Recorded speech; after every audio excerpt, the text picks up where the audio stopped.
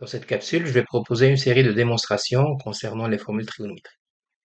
Les formules d'addition, les formules de duplication, les formules de linéarisation. Premier point, j'insiste, c'est la première formule qui va être démontrée d'une manière rigoureuse avec l'outil produit scalaire. Toutes les autres vont être déduites de cette forme, très important. Produit scalaire comme outil pour démontrer la première et les autres, c'est juste des propriétés de base. Je commence ma première formule. Attention, c'est la plus importante. Cosinus de A moins B égale cos de A cos B plus sin de A sin B. Je prépare le terrain. Tout d'abord, quelques rappels. La première définition de produit scalaire, la définition trigonométrique. Le produit scalaire de deux vecteurs, c'est juste la norme fois cosinus de l'angle entre les deux. Deuxième définition de produit scalaire, c'est la définition analytique. Produit scalaire de deux vecteurs, c'est juste abscisse plus ordonnée. Je vais faire un petit rappel concernant les composantes ou les coordonnées d'un vecteur. C'est tout simplement abscisse d'arrivée moins abscisse de départ, ordonnée d'arrivée moins ordonnée de départ. Je prépare mon terrain partant d'un cercle trigonométrique. Alors je sais qu'un cercle trigonométrique est toujours de rayon 1. Ici, ça sera 1. Je prends 2 points, n'importe lesquels sur le cercle. Juste pour me simplifier la tâche, je prends le premier cadran. Le point O, dans ce repère, va avoir comme coordonnée 0, 0. Le point A se projette sur cos A, sin de A. Le point B se projette cosinus de B, sinus de B. Vous avez bien vu que A moins B représente l'amplitude entre les deux. Le vecteur OA, j'active ça, ça sera juste XA moins XO, c'est-à-dire cos de A. YA moins YO, ça veut dire sinus de A. Pour le vecteur OB, c'est la même chose, donc XB moins XO, ça sera cosinus de B. YB moins YO, ça sera sinus de B. Voilà mes projections. Maintenant, je vais calculer ce produit scalaire de deux façons différentes. La première, je vais activer la première définition, c'est-à-dire la définition trigonométrique.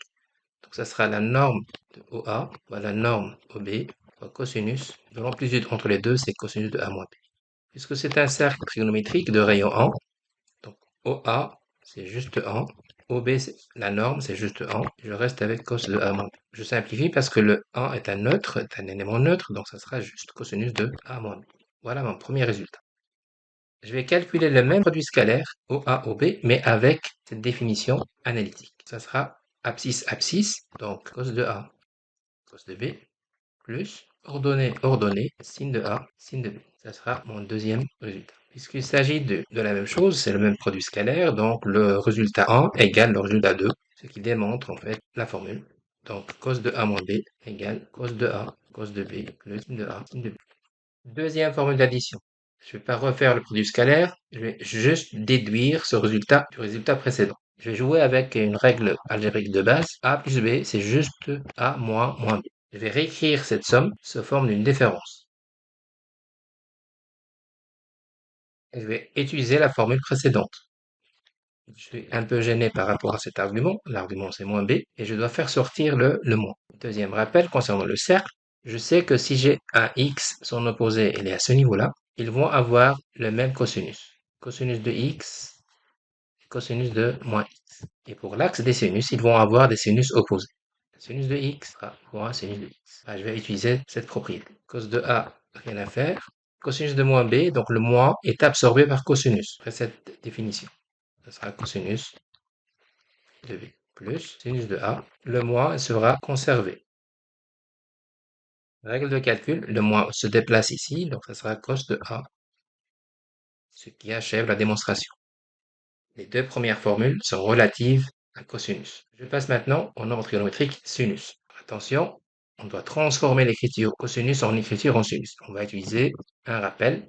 X et pi sur 2 moins x sont des angles complémentaires, donc je sais que cosinus de x, c'est juste sinus de pi sur 2 moins x. Et de même, sinus de x, c'est juste cosinus de pi sur 2 moins x. Très important.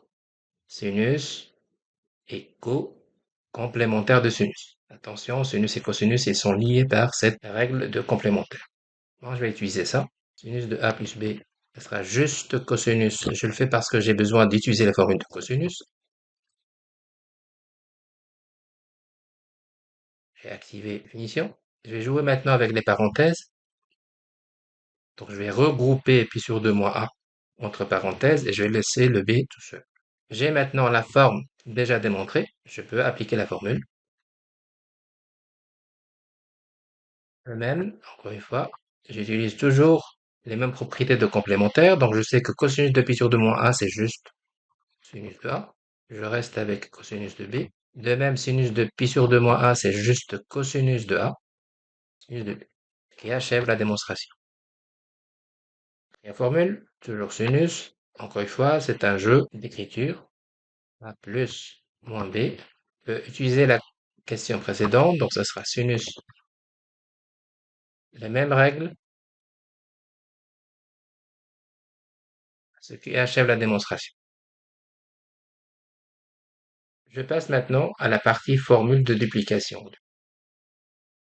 A plus A, et j'applique les formules précédentes. Sauf ici, le B, c'est A. Cosinus carré moins sinus carré, ce qui démontre la première variante de cette égalité. Je peux continuer, mais je vais continuer avec la relation fondamentale de la trigonométrie. Je sais que cosinus carré, il peut s'écrire sous forme de 1 moins sinus carré de A moins sinus carré de A. Ça vient de la relation fondamentale de la trigonométrie. Je continue parce que j'ai des termes semblables. 1 moins 2 fois sinus carré de A. Ça démontre l'autre variante. Je peux encore continuer avec la relation fondamentale de la trigonométrie. Au lieu de sinus carré, donc je vais écrire 1 moins cos carré de A. C'est toujours possible avec la relation fondamentale de la trigonométrie. Simplifie. Et la troisième variante. Avec ça, je termine la démonstration des trois variantes de cette égalité. La duplication pour sinus. Ce sera le même principe. J'écris de A sous forme d'une somme. Donc c'est sinus de A plus A. Et j'applique l'addition de sinus.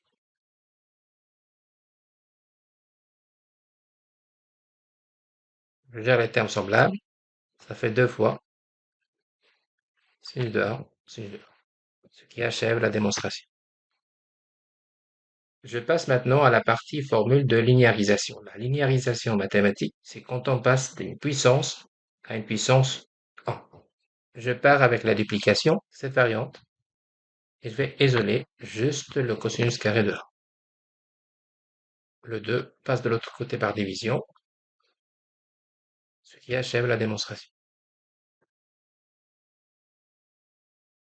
Finalement, la dernière formule de linéarisation, c'est la linéarisation de sinus. Je vais partir d'une autre variante, c'est plutôt celle-là. Je vais isoler le sinus carré. Le moins passe de l'autre côté, donc il va changer le signe. Et le 2 passe de l'autre côté par division, qui achève la démonstration. Voilà pour cette série de formules.